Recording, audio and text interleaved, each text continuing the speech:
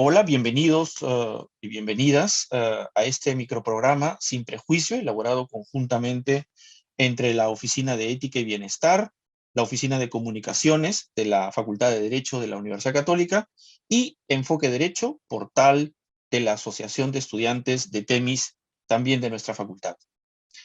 Eh, Vamos a continuar con la secuencia de entrevistas que venía elaborando magníficamente mi colega Fernando del Mastro y que asumimos desde ahora, intentando ponerle la misma vocación en estas entrevistas que nos parece sumamente importantes. Esta vez contamos con la presencia de la doctora Marianela Ledesma Narváez.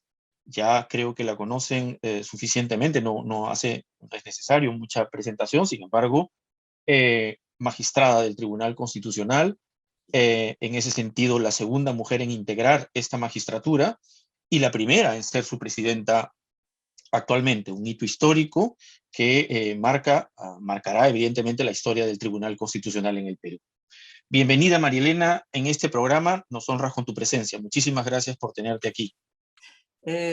Buenas tardes, muchas gracias más bien por la invitación. Para mí es un placer compartir con ustedes algunas experiencias de vida, sobre todo con la comunidad de la Universidad Católica. Gracias, María Elena. Una primera cuestión que, un poco para empezar, estoy casi seguro que más o menos a finales de los 80s, o cuando ya intentabas o dilucidabas sobre tu proceso de decidir qué carrera seguir en la universidad, estabas seguramente terminando el colegio. Se trata de un contexto muy especial, porque creo que es un contexto, tú corrígeme si no coinciden un poco los cuadrantes históricos, la Asamblea Constituyente del 78, y creo que tu padre cumplía en ese momento un rol importante de cara a la salida de la dictadura que teníamos en ese momento y de la entrada a un proceso democrático que nos ha regido desde la década del 80.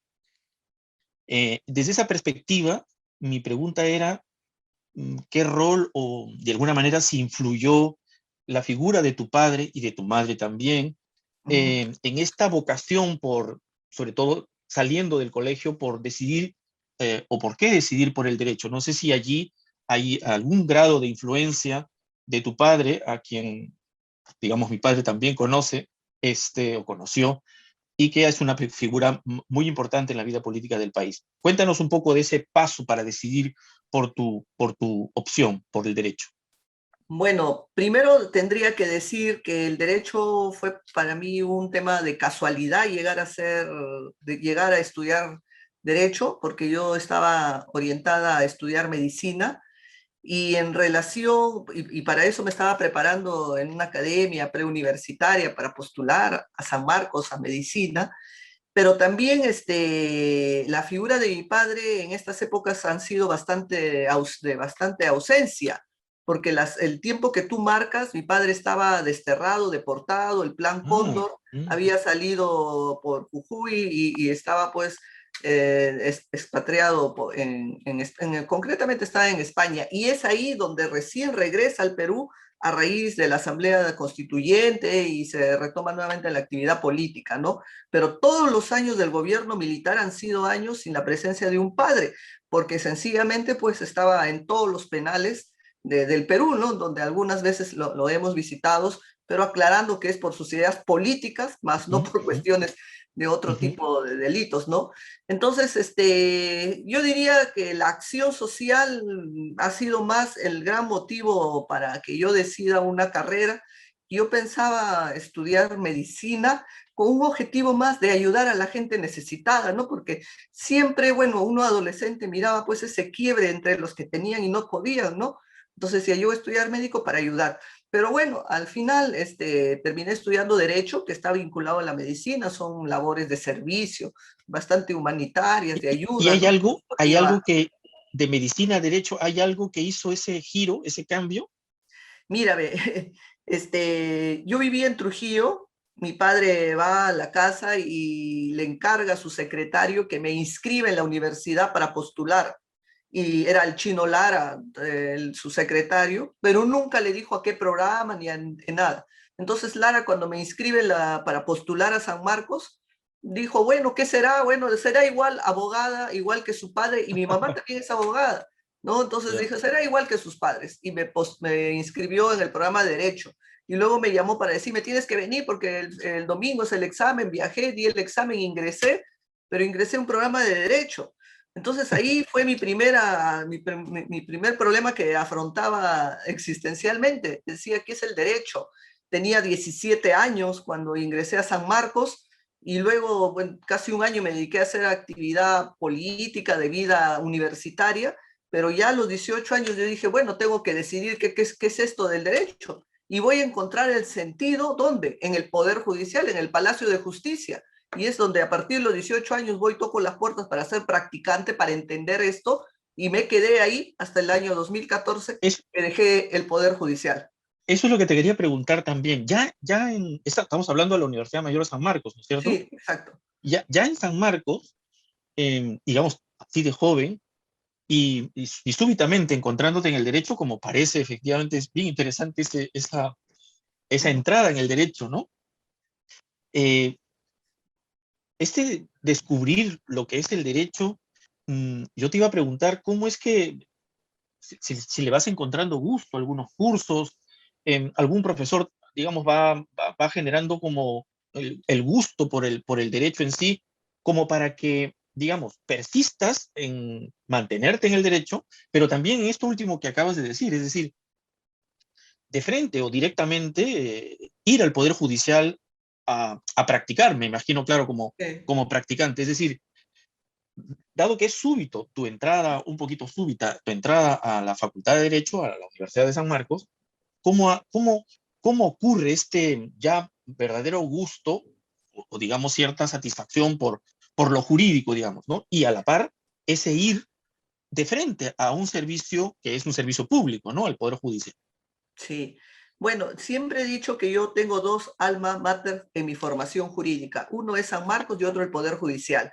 Ingresé al Poder Judicial a los 18 años de practicante y tuve la posibilidad que a los 19 años me nombraran como oficinista, como amanuense, como trabajo técnico. Entonces me permitía vivir el derecho desde, no solo desde el conocimiento teórico que pueda darse en la universidad, sino en la realidad, lo que se apreciaba en los juzgados, en las salas, donde yo era una auxiliar de justicia, ¿no?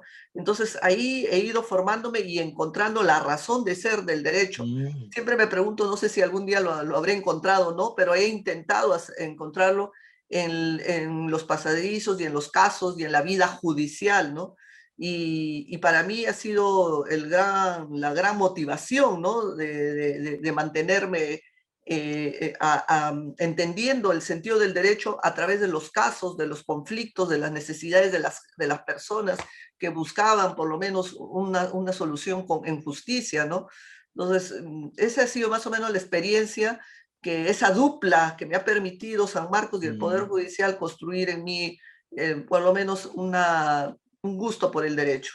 Interesante porque seguro desde temprana edad, al estar practicando en el Poder Judicial, lo que significa un contacto día a día con casos, desde los más cotidianos hasta algunos más complejos, Sí. te permitirían los cursos en la facultad poder preguntar con muchísima más acuciosidad o por lo menos poner en aprietos a algún profesor, pero me parece que la vitalidad de los casos permite a uno potenciar lo que va adquiriendo como conocimientos y no como recepción muerta de la información, ¿no? No sé si tú has notado ese enriquecimiento, porque entiendo lo que dices, es decir, dos maestros, ¿no? La universidad y San Marcos, pero no solo son dos por paralelo, sino dos que se comunican y que mutuamente se retroalimentan. No sé si lo viste así tú.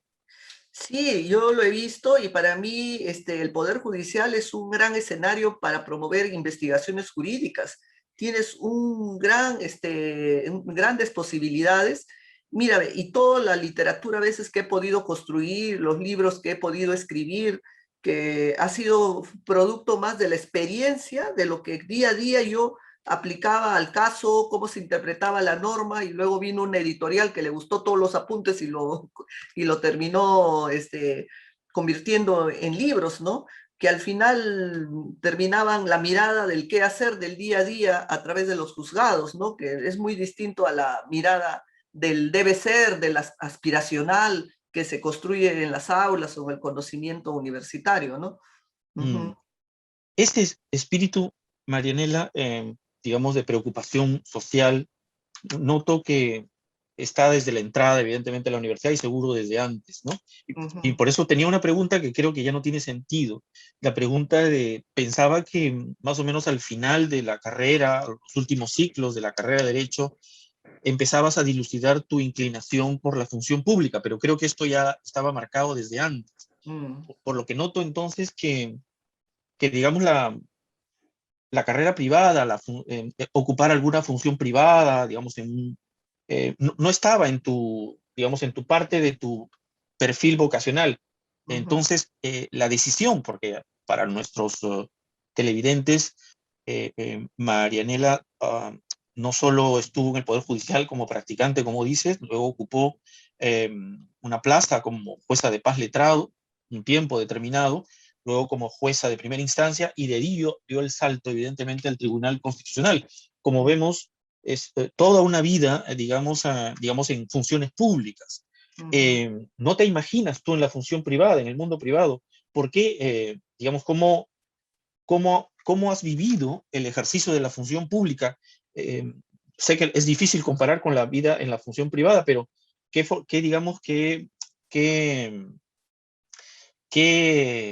satisfacciones, qué, digamos, grandes satisfacciones te ha podido brindar los distintos pasos por la función pública que tú has desempeñado, ¿no? Digamos, Ujú, como para, digamos, no es solo la función que uno desempeña dentro de su carrera como abogado, ujú. tiene también satisfacciones que probablemente no sean solo materiales. Entonces, ese era el sentido de mi pregunta. Tu Bueno, satisfacción en este campo de la función pública. sí, lo resumiría en una palabra, que es servicio, servicio a los demás, servicio a los demás. Y ese debe ser el rol de quien asume estar en la función pública, que asume para servir, bueno, a los ciudadanos, para generar un mejor bienestar, ¿no? Porque si no, dejaría pues de ser servidor público, estaríamos de repente en la actividad privada, que me parece muy posible, una actividad muy buena, pero hay opciones que uno elige en la vida. Y estar en la función pública es precisamente elegir ese tipo de servicio profesional, ¿no? Y evidentemente que posiblemente económicamente no pueda ser tan gratificante como pudiera ser la actividad privada, pero sí también genera gratificaciones espirituales, ideales, ¿no? Que uno en su paso y en su acción, ¿no? Puede hacer algo hacia los demás. Y creo, como siempre lo he dicho, ¿no? Uno está en esta vida para hacer de repente muchas cosas, pero por lo menos una de ellas es servir a los demás. Eso es lo que siempre, por lo menos, forma parte del ideal de vida de uno. Sí, sí, yo te entiendo Uh perfectamente -huh. las satisfacciones que brinda el servicio público. Eh, y en esa, o sea, a la par de las satisfacciones que brinda la función pública y el servicio, eh, me imagino que desde practicante y entrar como juez de paz letrado, eh, has tenido que lidiar con algunos obstáculos. No sé si, digamos, has notado tú esos obstáculos para tu desarrollo profesional en el ámbito de la función, en este caso judicial, y sobre todo, marquemos un poco el asunto de la condición de mujer, es decir, no sé si eso has notado que te ha sido más difícil o más costoso que lo que pudo haber sido a un colega varón, digamos, o cómo has notado los obstáculos que has podido tener para tu ejercicio en la profesión, ¿no? Bueno, definitivamente que sí hay un gran obstáculo, ¿no? Diríamos que hay un estigma social o una especie que corre en el imaginario social de asumir que la capacidad profesional de una mujer está en duda. Todavía tendría que demostrarlo. La del hombre se presume, ¿no? Que es capaz. Y te digo esto porque mi primera experiencia cuando me nombraron auxiliar en el Poder Judicial, me mandaron a que trabaje en ese tiempo era el 12 tribunal, el noveno tribunal correccional, ahora sala penal.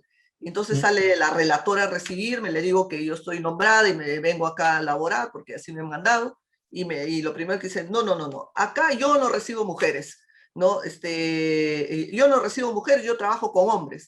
Entonces le digo, pero yo ¿por qué no podría trabajar acá si ya estoy? No, porque sencillamente las mujeres son incompetentes, y menos en un estudiante de derecho. Así que sencillamente no me recibió porque era mujer, ¿no? Porque era estudiante.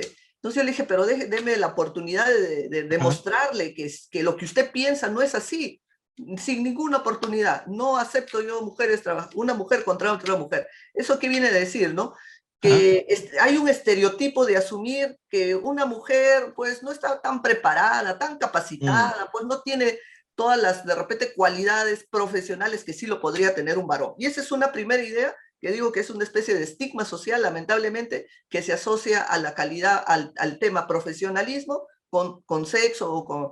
Ahora, la otra idea también es podríamos decir, las construcciones de cómo debería manifestarse, cómo debería expresarse una mujer, ¿no? Entonces, mayormente dice, la mujer tiene que ser sumisa, aceptar todo lo que dice. Si lo dice su gran jefe, bueno, hay que asumir que esa es la verdad. Pero en una lógica, por lo menos que en mi casa no lo hemos practicado, donde uno también tiene la libertad de opinar, de decir y hablar fuerte y directo, pues también eso era otro de los puntos que no cuadraba muchas mm, veces en mi paso por mm, el Poder Judicial, ¿no? Había cosas de quién se ha creído para que venga a decirnos que esto no es así o que ella mira de una ujú, manera diferente a lo que nosotros estamos mirando, ¿no?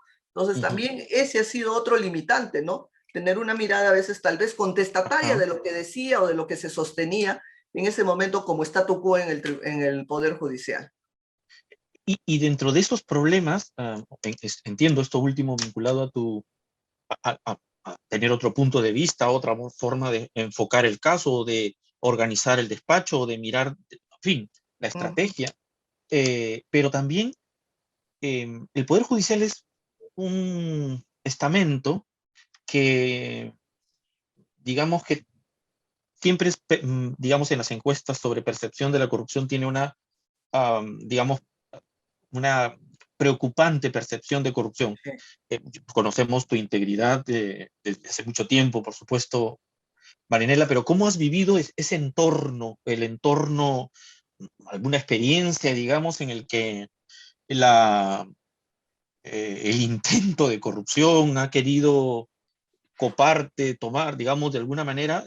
¿Cómo has lidiado con eso, con las presiones internas, sobre todo estas vinculadas a la corrupción, ¿no? Sí, mira, es inevitable, y además sería mentir que en el Poder Judicial pues hay manifestaciones lamentablemente de corrupción, pero uno vive en el sistema, pero uno no significa que se va a contaminar y va a seguir pues en la misma línea. Yo hablo con las personas que sé que tienen una conducta media sospechosa, unos presidentes, que no voy a decir sus nombres, que cuando tenían que resolver algunos casos, algunas medidas cautelares, y sabían que yo estaba en el juzgado, lo único como era supernumerario, lo que hacían era que me retire, que me vaya a mi casa nada más y que iba a llegar otro reemplazo. Y yo le decía, ¿y a dónde voy a ir? No, váyase a su casa, ¿no? Porque va a llegar otro juez a reemplazar y va a seguir impulsando el despacho. Ah, ajá. Después me enteraba de ciertas perlas que sacaban los jueces que llegaban con ciertas consignas a hacer lo que tenían que hacer.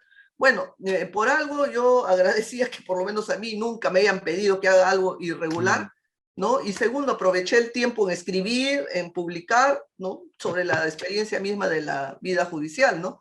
Pero sí, lamentablemente, eso es una constante que espero que algún día pueda ser superada en la actividad judicial. es que tal vez sea que cuando el carácter irradia un perfil, y eso se va haciendo firme, ya es como una suerte de antídoto, ¿no? Es decir, la gente ya no se acerca y no se aproxima, más bien intentan mecanismos más, simplemente directos para que no estés en el escenario, no aparezcas en el escenario. Sí, exacto. Yo creo que eso es también es un interesante fenómeno, el de la corrupción, sabe a quién llegar y sabe a quién no llegar. Exactamente.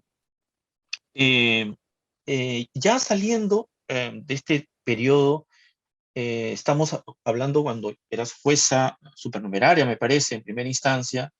Sí. Mm, este paso al Tribunal Constitucional, ¿cómo fue? Digamos, ¿hubo obstáculos? Digamos, cómo,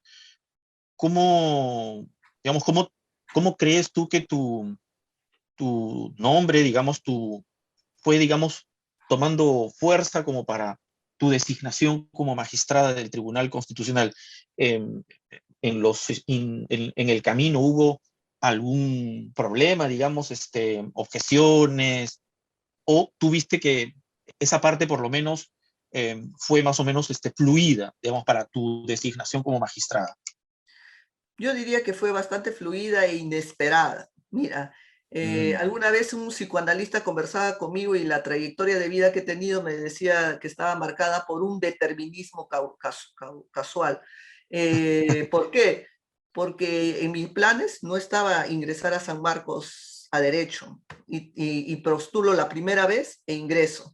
No, ajá. en mis planes no estaba ser miembro del Tribunal Constitucional y por primera vez me presento e ingreso frente a otros colegas que han estado Sí, varios, sí, sí, varias claro, claro. oportunidades, lo han baloteado, han regresado y bueno, ya están, ¿no? Mm, Entonces, y mi presencia en el tribunal, yo diría que ha sido más un tema de repente de darle el gusto y el sueño más a mi padre, ¿no? Porque mi padre dijo, ¿por qué no postulas al Tribunal Constitucional? Yo le decía, sí, pero yo no tengo ninguna vinculación política, partidaria, porque en ese mm. tiempo eran invitaciones. Cuando Sí, yo sí, sí. postulé, le digo, ¿quién me va a invitar? Entonces me dijo, mi papá dijo, pero yo tengo una amistad porque nos gustan los perros, ¿no? Al señor Castañeda, ¿no? Porque él criaba perros y le había de regalado algún tiempo a mi padre un perro, ¿no? Entonces, y el perro vivió años en la casa, se llamaba Negro, ¿no? Entonces, Mm, en esa amistad le dice mi hija, quisiera, ¿por qué no lo postula? Su agrupación, a mi hija le dio todas las flores, todo, y bueno, Castañeda yo entendí pues por un acto pues de repente de delicadeza, y dice, ya lo voy a presentar. Lo puso en el último número, me puso ahí, a mm, Ledesma ya, ¿no? Entonces ahí aparecía, ¿no? Pero yo no le veía mayor futuro, porque eso ujú. implica pues una serie pues de reuniones, de cosas políticas. Y la verdad, del día de la elección yo estaba haciendo una audiencia en un juzgado donde yo estaba trabajando y escuché por una emisora que se estaban eligiendo los magistrados. Pero para eso ya un día antes un periodista ya me había estado llamando, que quería conversar conmigo, que yo había sido elegida. Bueno, yo lo tomaba así un poco a la ligera, le dice este video con cierta duda, ¿no? Pero no, la Ujú. verdad, esto ha fluido y ha sido un tema bastante, diría, natural que ha salido una elección así. Ujú, Entonces, los mayores problemas vienen adentro, digamos, cuando me refiero lo que hay que lidiar, digamos los casos más sensibles que llegan al Tribunal Constitucional, ujú, digamos, antes de ser presidenta digamos, también cuando eres presidenta del tribunal, hay como varios casos que son sensibles, ¿no? Que tienen que ver con libertades de personajes ujú, sensibles, tienen que ver con institucionalidad democrática, tienen que ver con derechos en juego frente a realidades a veces un poquito en la que la tradición la muestra como natural cuando no es natural, digamos, ¿no? ujú. Eh, ¿Cómo, digamos, algún caso ha sido el que te ha, eh, algún caso que lo recuerdes más, que ha sido como más complicado, complejo, que te ha dado mayor satisfacción, digamos, de poderlo emitir como resolución que crees que marca una línea importante, o es un grupo probablemente de sentencias en las que has participado? Eso por un lado, ¿no? De las satisfacciones Ujú. respecto de unos casos en los que has intervenido. Pero a ver si me entiendes, la segunda parte es también eh, que hay otros casos también emblemáticos e importantes y sensibles en los que está lo duro que es hay un dilema, que creo que no sé si lo has vivido tú como dilema, eh, entre lo importante y necesario que es formar unanimidad en una resolución, Ujú, pero también el momento en el que hay que tomar la decisión de discrepar, que no es lo más saludable, siempre dicen que no es lo más saludable, pero en esos en los que hay que apartar, digamos, tener un voto diferente al resto de los colegas en algunos casos sensibles. Es decir, ¿cómo tomas esos dos, los casos emblemáticos que más satisfacción te han podido dar y que crees que Ujú. digamos, son importantes para la vida de la institucionalidad democrática del país. Y lo segundo es estos que dejan esos sinsabores de los votos singulares, los votos, digamos, en minoría, ¿no? Bueno, creo que acá hay dos dimensiones, una como magistrada y otra ya como presidenta. Ujú, Pero lo que siempre yo tengo que agradecer mucho, que la forma como llegué al tribunal, llegué, que me ha dado toda la libertad para pronunciarme, decir, opinar conforme considero que debe ser el caso aplicando la Constitución. ¿No? Y eso de repente me ha dado, le dio mayor fuerza para decir las cosas, aunque sea solitariamente en los votos singulares.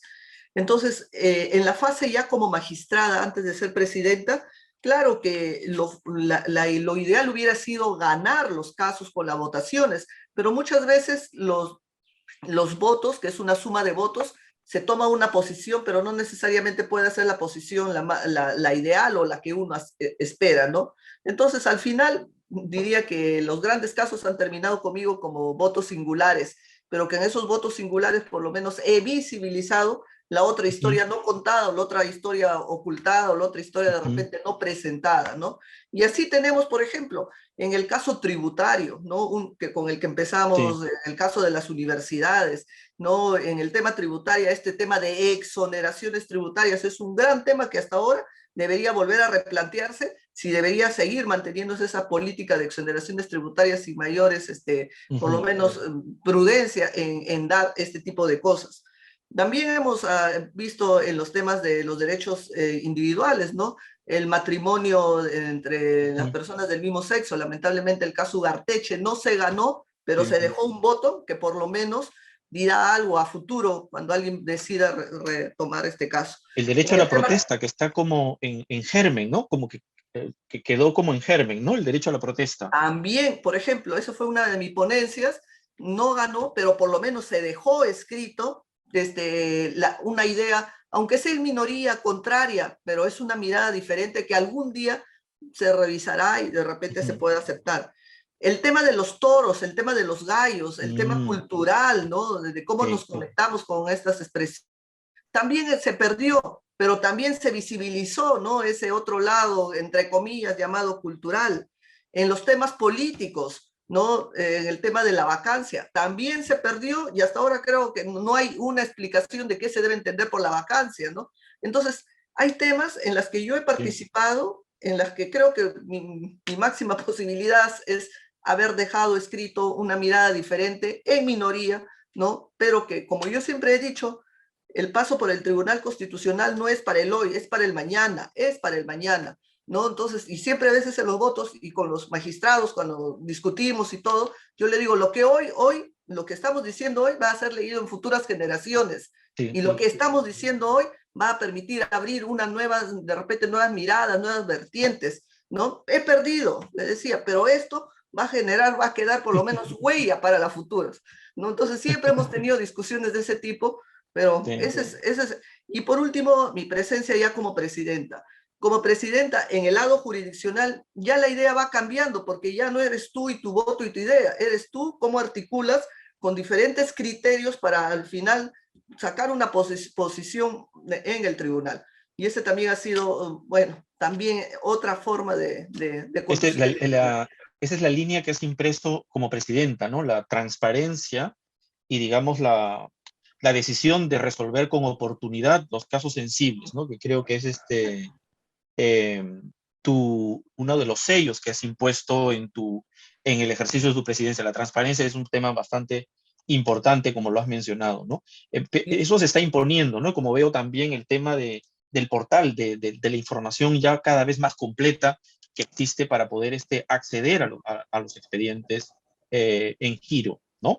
Sí, Iván, y para mí lo más grandioso fue haber roto la famosa reserva, donde las Mm, deliberaciones, hasta ahora lo mantenemos, ¿no? Pero por lo menos en casos emblemáticos se abrió la deliberación pública, todo el mundo escuchó cómo deliberamos, cómo votamos, ¿no? En casos emblemáticos como por ejemplo y el eso cierre es. del Congreso, Ujú, en el caso de los toros, también hubo otro caso ya, pero han sido casos donde públicamente, yo soy de la idea, ¿no?, que las deliberaciones de un alto tribunal que va a impactar en la vida de los ciudadanos tiene que ser abierto, así como lo hace de repente el Congreso cuando decide asumir una norma, igual forma el tribunal cuando decide tomar una ley o controlar una norma de implicancia general. Sí, me parece fundamental ese tipo Mm. de políticas de transparencia, me parece genial. Yo no quiero molestarte más, Marinela, que quiero terminar con una pregunta, o sea, por lo menos de nuestra parte, y para otra vez nuestros televidentes, la profesora Marianela Ledesma es profesora también en nuestra casa de estudios, por supuesto, de la Universidad Católica. Ya enseña seminario de integración en Derecho Civil y Procesal Civil, y también ha dictado un curso en la maestría, en el posgrado. Em, Como profesora nuestra también, de nuestra casa, em, dos cositas quería preguntar para que cerremos un poco la reflexión tuya, ¿no? Si tú notas alguna característica, alguna particularidad de nuestros estudiantes o de nuestras estudiantes, eh, alguna cuestión que te llame la atención de las estudiantes de nuestra facultad, eh, y que, y esto sí es una constatación mía, digamos, notamos que nuestros estudiantes y estudiantas también no tienen mucha predisposición por la función pública, digamos, por la carrera pública. Sí los hay y ha crecido un poco eso a lo largo de este tiempo, las últimas décadas, pero uno, ¿qué características notas, qué perfiles notas? Y finalmente, tú, ¿qué les dirías a los estudiantes y a las estudiantes, especialmente de nuestra facultad, un poco de cara a, por lo menos que tengan en cuenta este espacio de la función pública como opción? Yo sé que probablemente tengan que dilucidar, pero ¿qué les dirías tú como, ya desde tu formación, una mujer Ujú. en derecho, creo que ya con solvencia, colocada en una posición de mucho servicio para el país y que lo haces evidentemente con gran solvencia? Ujú. Bueno, tendría que, sí, uno de los temas que he advertido en la universidad es el poco interés por lo público, ¿no? Siempre es, la vocación, el interés de las alumnas y alumnos está para el tema del derecho privado, ¿no? Pero sin embargo, el derecho público también es un escenario donde deberían explorar y de repente motivar e ingresar a trabajar, ¿no? Porque más allá de nuestra formación profesional que podemos hacer, también somos seres humanos y pienso que el ser humano al final está en la vida social para de repente cumplir un camino, para creer o hacer realidad ideales, valores, ¿no? Y pienso que ese complemento es lo que podríamos alcanzar ingresando en la función pública, ¿no? Para hacer de nuestra vida, de nuestro profesionalismo, un servicio a los demás, ¿no? Un servicio a los demás. Y eso genera satisfacciones más allá del dinero, más allá de los temas materiales que pueden ser buenos, pero no son lo determinante en la vida, ¿no? Entonces, esa es otra mirada, yo no diría tal vez espiritual, pero ese es otro camino al que nosotros deberíamos darle otra dimensión a la vida, ¿no? Que no solo es en lo material el fin último al que deberíamos aspirar, sino que también con la comodidad que implica tener un sueldo en la función pública, nos implique también utilizar ese mecanismo para realizarnos como personas en ese sentido de servir hacia los demás. Marinela, Puede sonar idealista, puede sí, sonar idealista, pero te digo, mira, y para no robarte mucho del tiempo, no, cuando no, yo no, juramenté la presidencia, lo juramenté bajo los acordes sí, sí lo de la vimos. masa, ¿no? Donde digo, si yo no creyera en la balanza, en el equilibrio, en mis sueños, en mi voz, ¿de qué sería, no? O sea, el ser humano tiene que trascender, pues no puede ser, tiene que haber valores, ideales sobre el cual uno camine y crea y haga algo por ello, ¿no? Entonces yo tengo esa lógica y me gustaría y que otras personas, alumnas, también irradiar esa mirada, ¿no? Yo creo que sí, Marinela, la verdad, felizmente la universidad está empezando a dar ese giro. Uh -huh. Era muy marcado, evidentemente, la, la, la opción del derecho privado, pero ya tenemos varios años en los que Ujú. esperemos que con testimonios como los tuyos y de otros profesores nuestros y profesoras que también están en la función pública, podamos tener allí un equilibrio dentro Exacto. de nuestros alumnos y alumnas que encuentren, como tú lo has dicho muy bien, en la función pública una forma de realización personal, profesional y también, por no decirlo, de compromiso con el país, que es Exactamente. importantísimo, ¿no? Quiero Perfecto. agradecerte muchísimo, Marianela, por esta entrevista. En realidad, no sé cuánto tiempo te quede en el cargo, no sabemos lo que devenga políticamente, pero esperemos que en el tiempo que quedes todavía sigas impregnando el sello en tu impulso por esta transparencia, por la oportunidad de tener decisiones en los casos sensibles en el país y tenerte siempre en nuestra casa de estudios, ¿no? Como profesora que eres, ¿no? Mm. Muchas gracias, Marinela, muy No, amable. gracias a ustedes también por la posibilidad. Gracias.